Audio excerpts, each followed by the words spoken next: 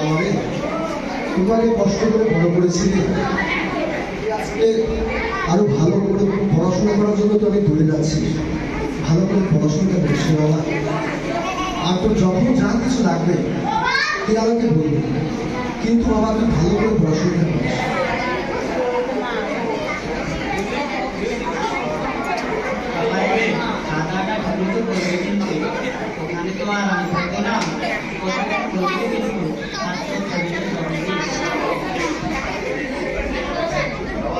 ঠিক আছে বাবা মা, এখন তবে আমি আসি, আমার আবার ট্রেনের সময় হয়ে যাচ্ছে।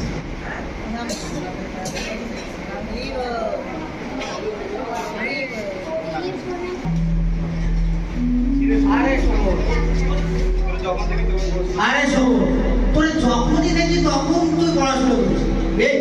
এখন কি এত পড়াশোনা করার সময় রে? যখনই তোরে দেখি তখনই তুই পড়াশোনা করতেই আছিস।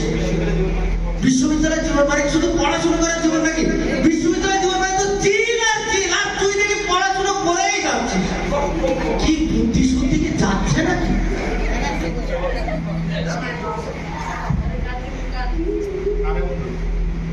না রে বন্ধু, এখন যাব না, পড়াশোনা করতে হবে। সামনে আমার পরীক্ষা, আর তোরা তো জানিস একটু পরেই আমার বাবা কল দিবে। আরে চল, আরে চল চল, পরীক্ষা পরীক্ষা তো সে 8 তারিখ। আরে চল। পরীক্ষা? বাবা পরীক্ষা তো 8 তারিখ।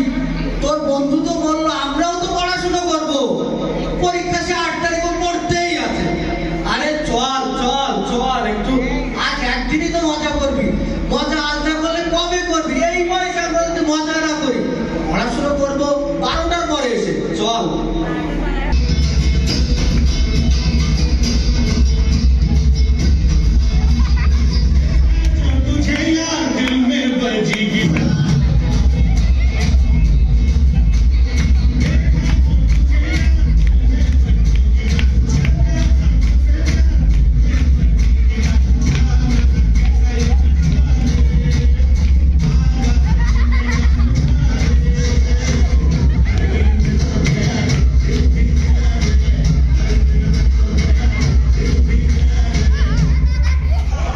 গতকাল সময়টা তো খুব ভালোই ছিল, বেশ মজাই পেলাম।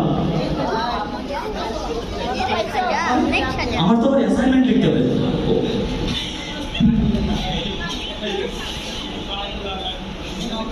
কিছু সময় পরে বাবা, করিম ভাইয়ের চায়ের দোকানে চাটা কিন্তু চলছিল। আমার চায়ের দোকানে চায় পাতি লেবু সবকিছু একদম পারফেক্ট ছিল। খুব মজা পেত, সেই মজা, সেই মজা ছিল। আরে এই দেখ দেখ, আরে এই দেখ দেখ, আমাদের পুরো ছাত্র শুধু পড়েই যাচ্ছে। ও পড়ুয়া ছাত্র বুঝি পড়েই যাচ্ছে তাহলে। এই এখন কি পড়াশোনা করার সময়? বাচ্চাকে ছেলেমেয়েরা রাত 12টা আগে ছাড়া পড়াশোনা করে? চল 18-19 ব্যাচের র্যাঙ্ক আছে, জেমস আসবে, সেই মজা হবে, একসাথে মজা করবো। অ্যাসাইনমেন্ট তো আমাদের করতে হবে, এসে একসাথে বলবো, রাত হলে শেষ করে দেবো। চলো ওঠো।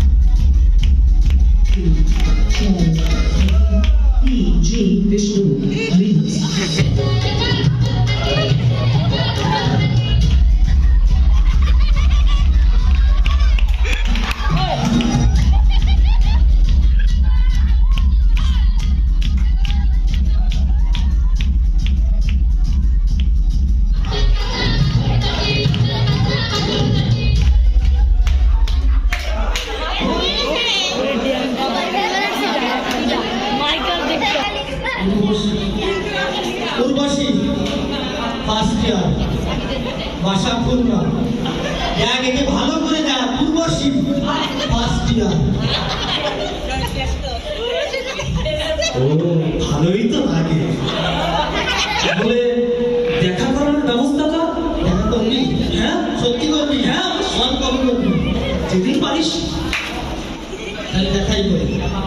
সামনে শুক্রবার আচ্ছা ক্লাস থাকবে না, দেখা করবি। ঠিক আছে। উর্বশীর সাথে। হ্যাঁ লেট পারো, অবশ্যই। মাথার মধ্যে রাখি। কি ফুল আনতে হবে মনে আছে? গোলাপ। চলো আজকে একটু দুপুরে খাবারটা খাই। আজকে আমি উর্বশীকে আমার মনের মতো করে পাবো। তাকে পাওয়ার জন্য আমার মনটা আকুল হয়ে আছে। তাকে আজ আমার ভালোবাসার কথা জানাবো। সে অবশ্যই খুশি হবে।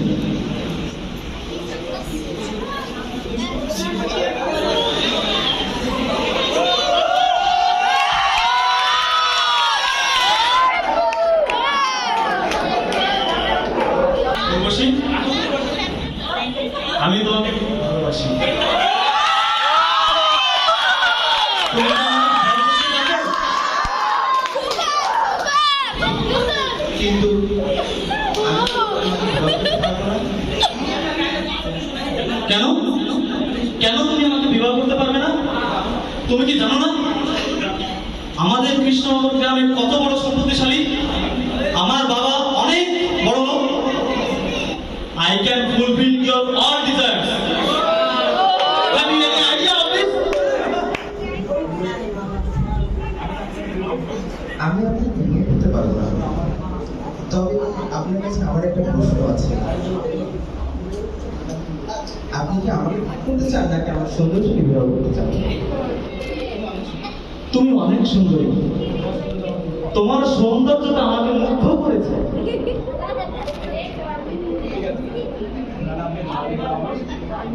ঠিক আছে, আপনি 15 দিন পর এই জায়গায় আমার সঙ্গে দেখা করবেন।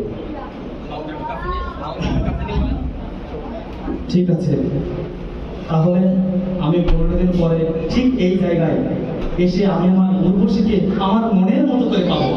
ও আমার উর্বশীকে পাবো, আমার উর্বশীকে পাবো। मजा आ गया।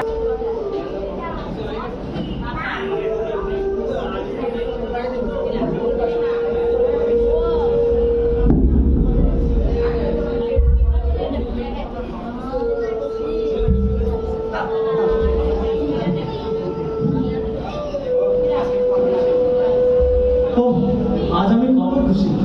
আমার উর্বশীকে আমার মনের মতো করে পাবো। কোথায় আমার উর্বশী? কোথায়? বুড়িমা, ও বুড়িমা, তুমি কি এখানে কোনো সুন্দরী মেয়েকে দেখেছো? হ্যাঁ, দেখেছি, ওই ঘরের ভিতরে আছে। ওই ওই ঘরের ভিতরে? ওই দেখি তো।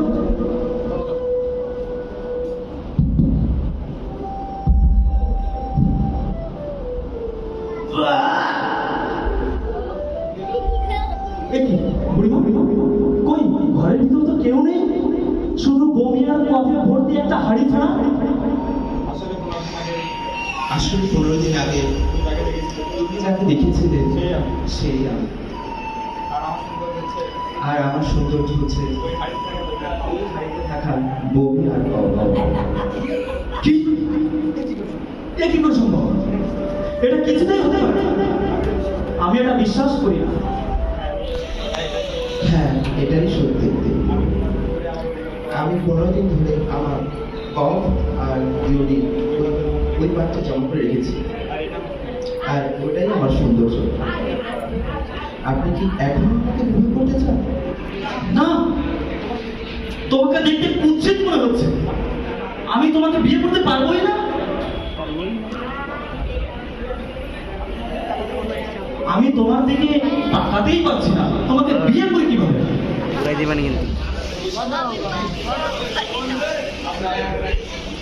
আমরা আসলে আকৃষ্ট হয়ে মানুষের বাহ্যিক সৌন্দর্য দেখি, কিন্তু মানুষের প্রকৃত সৌন্দর্য তার আত্ম চেতনা এবং ঈশ্বর ভাবনা।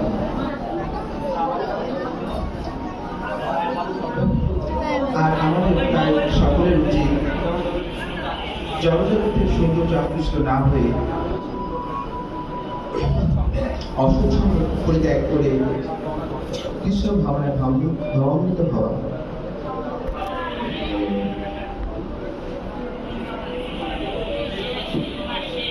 তো আজকে আমরা দেখলাম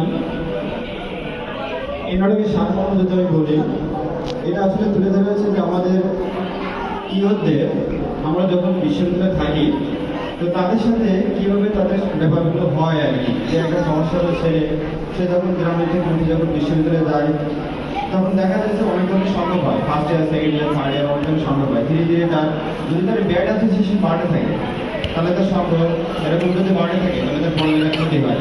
এক সময় সে দেখা যায় যে লিকুইড দুইটির মধ্যে কোনো এক বিকে পছন্দ করে এবং সে অধপতিত হয়। কিন্তু আমাদের আলটিমেট গোল হচ্ছে আমাদের এই বাহ্যিক সৌন্দর্য থেকে আকৃষ্ট না হয়ে আমাদের যে ধর্মীয় সৌন্দর্য, আমাদের আধ্যাত্মিক চেতনায় কৃষ্ণ ভাবনায় সেটা থেকে আকৃষ্ট হওয়া।